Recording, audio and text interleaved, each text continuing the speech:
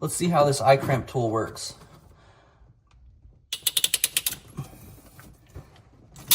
Okay, there's one.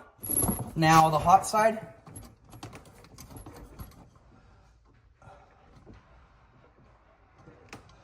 And we're gonna want that sideways also, just like that.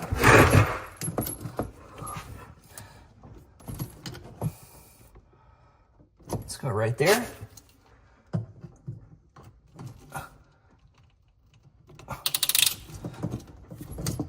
Okay, and we're squeezing that tight all the way down. And you can see now both of these are sideways. And I'm gonna be removing this. Okay, and both of those are like that.